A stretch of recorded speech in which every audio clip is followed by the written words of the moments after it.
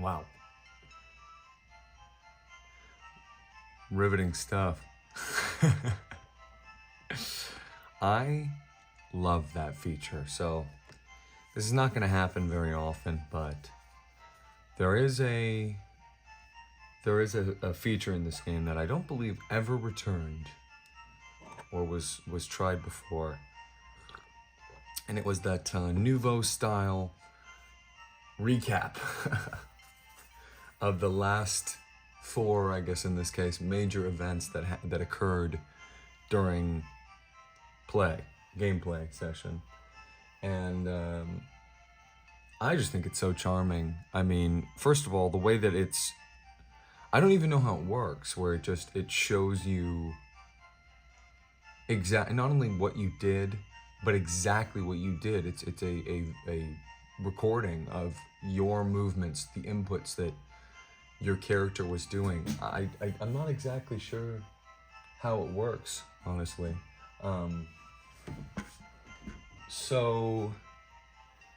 But anyway, yeah, I think it's such an interesting way to start, and it's a feature I wanted to show off. And anyhow, welcome back. Hello, everyone. I'm sure you can see the setup is a little different. I'm just so disappointed. I just don't think that there's a way of combating the lines on the screen that appear to you. It does not appear that way to me on my DS Lite. It looks the way I expect it to, but there's something about a video recording a screen that makes it, it turn out weird. Don't ask me how or why or what the deal with that is, but yeah, this is just something I'm experimenting with. As time goes on, I'm sure we'll streamline this. We'll get it as good as it can be. But for now, I wanted to try this new setup. This is me having it do something a little bit more compatible with my spine. And instead of it being on the ground, I put it on a little side desk. And there is one unfortunate aspect of it, as you will see as we exit the Pokémon Center. You can see my whole setup here in darkness. Every time the screen goes black, and even when it's not, as you can see, you're going to be able to see my setup.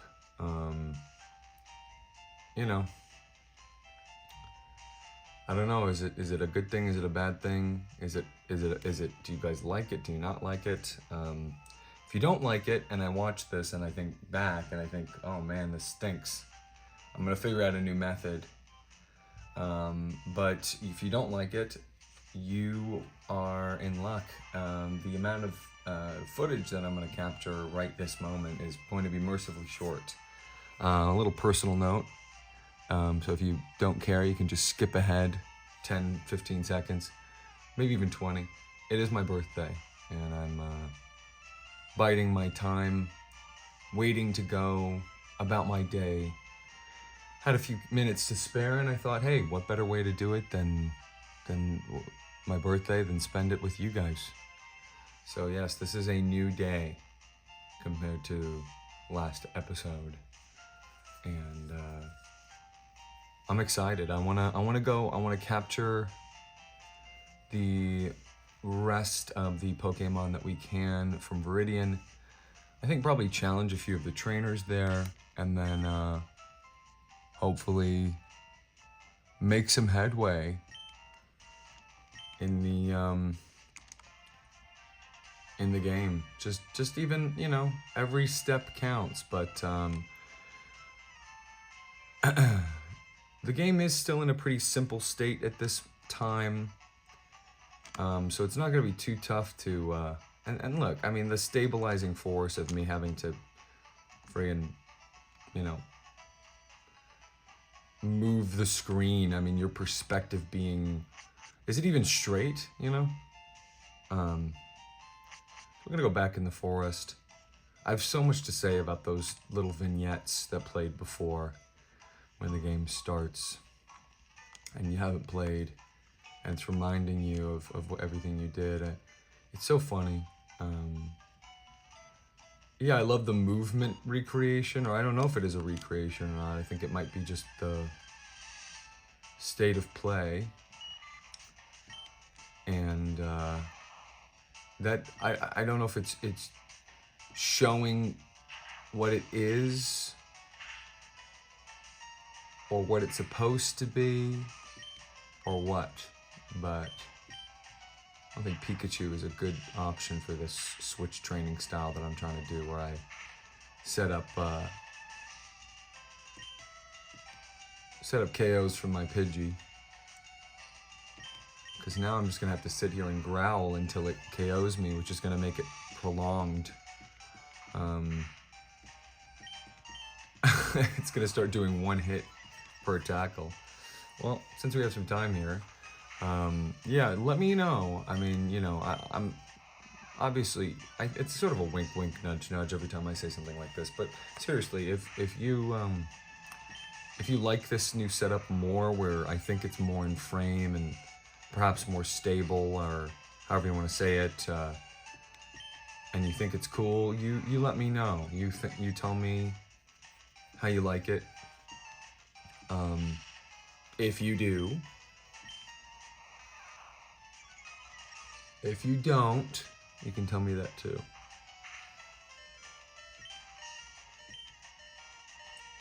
And I just want to know. I mean, look, I just want to know. So we saw this before. I think it's probably a little confusing if you don't know exactly what's going on. What it means by its attack won't go lower. They made an interesting choice with this game. They wanted to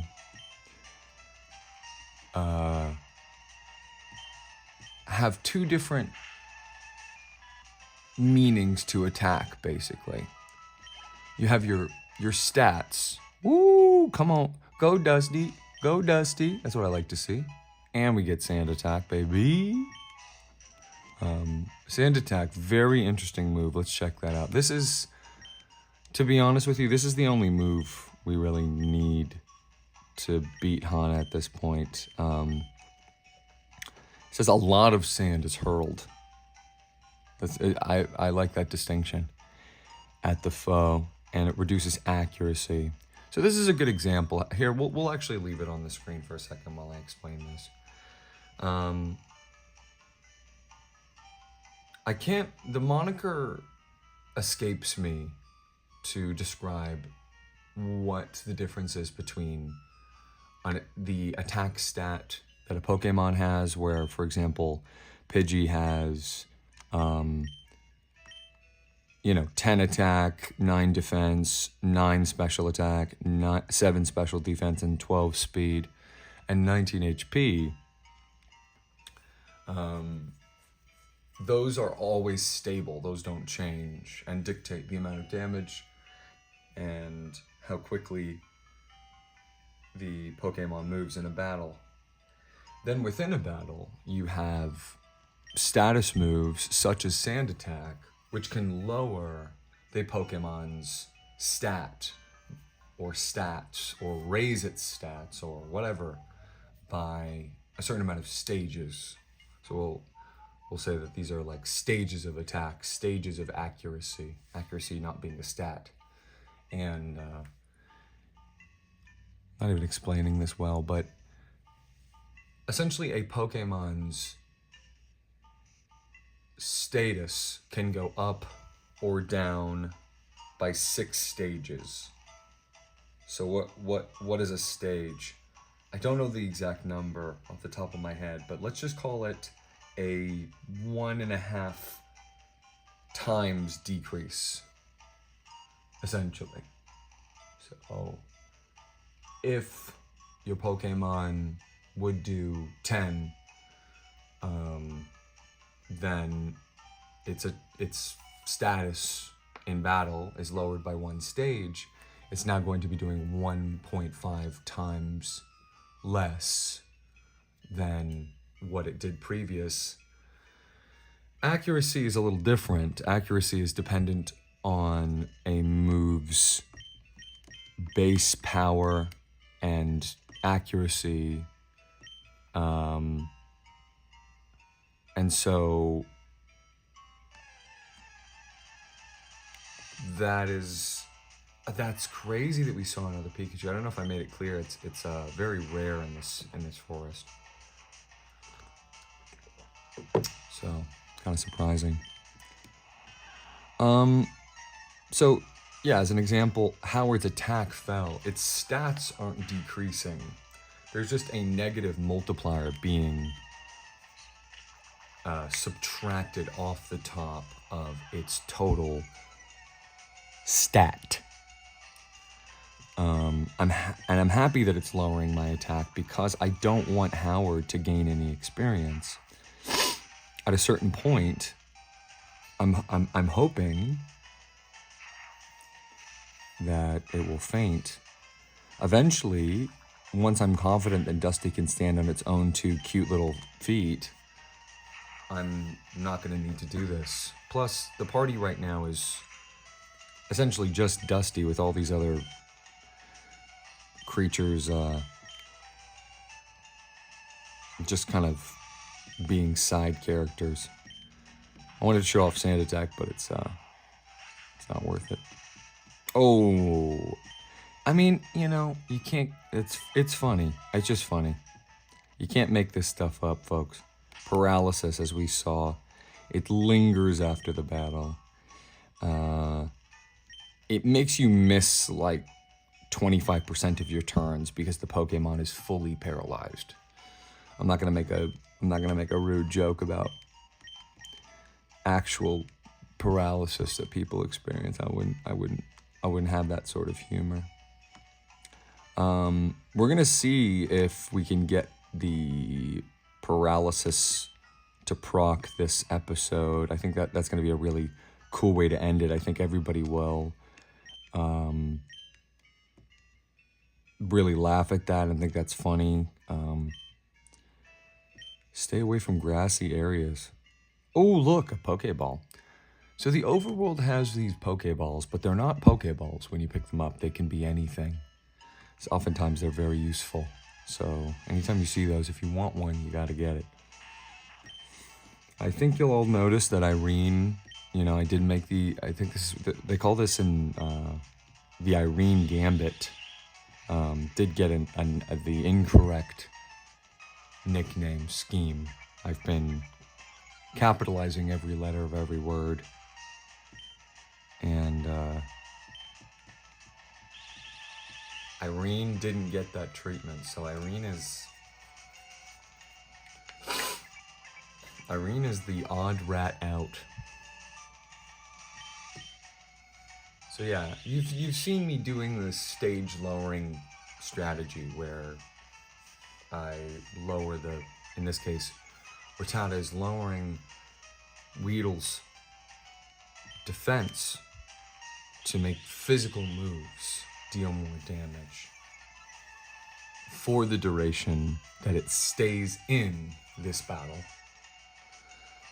After the battle, the multiplier is null and goes away. So yeah, we're wanting Irene to faint here, so we're waiting for that to happen. Pretty unique style of play that I do.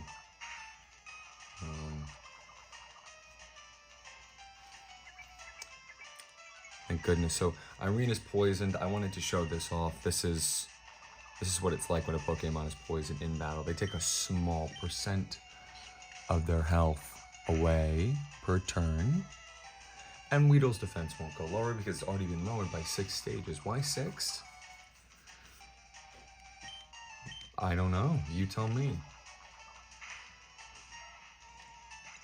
Sound off, as they say. I'm gonna go back to Dusty. I want to see if paralysis gets us here. So you can see it's paralyzed. The first effect of paralysis, as we learned, is that you move slower. It lowers your speed, and that effect does carry over, unlike a status effect. It's amazing when you get into the intricacies of a game, how much there is to talk about and how complicated it can be to a layman or an outsider. We're gonna go up here and we're just gonna... Oh.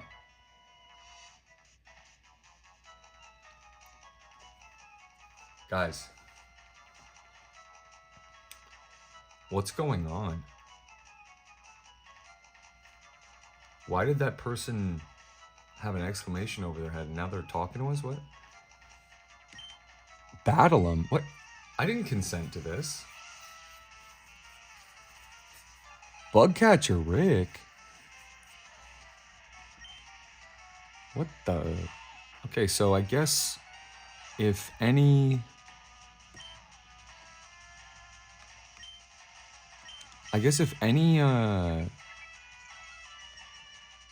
person with a Pokemon, we can call him a trainer, I guess,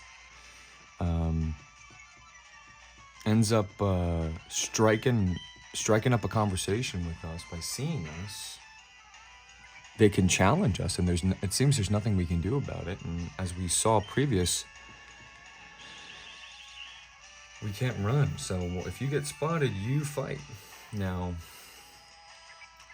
this is pretty monumentous. Obviously, this is the first trainer battle that we're in, besides, you know, that evil, no good Hana, who doesn't count and is silly, obviously. So this is our first real battle. So let's see how we're doing. People would call me callous for the way that I'm playing right now, where I need Pidgey to be stronger, and I'm essentially sacrificing the rest of my team to prop Dusty up. I don't think I need to do this, because at this point I do think Pidgey is strong enough to take care of these guys on its own. But I'll tell you what, it's going to be able to take care of them a lot more on its own sooner than you think. I'm just a glutton for efficiency myself, and sometimes it comes at the cost of time. So Walter's almost gone here. We're gonna give a big, if everyone in the comments can just say thank you, Walter, as it goes down with the ship here, we'd appreciate it. It kind of, you know, if anyone wants to write a eulogy, that'd be like a sweet, cute thing you could do for it. Thank you, Walter. Gone but not forgotten.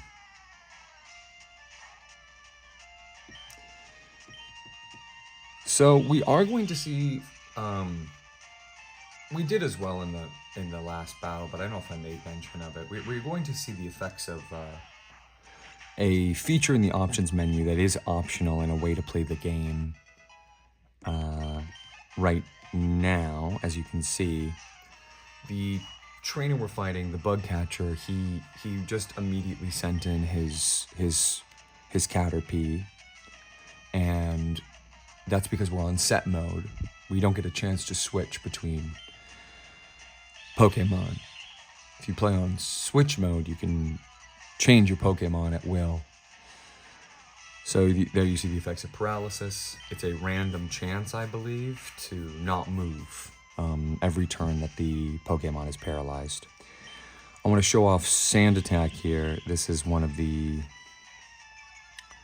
status move, so it doesn't deal damage, but instead lowers the accuracy of the opponent's Pokemon, makes it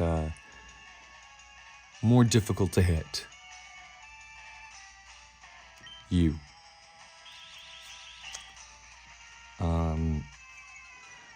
Accuracy and its counterpart, evasion, are so... I just want to see what a tackle does here without, now that we've leveled up a little bit, what a tackle does without, to a level 6 Caterpie. I'm still not happy with that, but we're moving through. I don't know if you guys have noticed, it didn't mean anything that I lowered the accuracy. I don't think it's missed once. The amount of times it's been paralyzed is I think over the limit of probability, but it just needs one more hit. There we go. All right. So that's a lot of experience. I don't know if you guys noticed. A benefit of fighting trainers. Let's see the stats here now. Yeah, we're still getting attack. Still getting attack. Getting some HP too. Yep.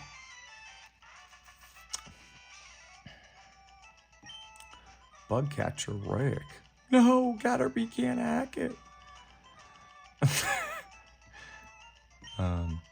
72 Poké Dollars. Oh, look, we get money for winning against a trainer. Never happened. It's never happened before to us. Anyway, next time we're gonna keep making our way through this forest. I guess probably fighting a lot more bug catchers. Bring your bug spray.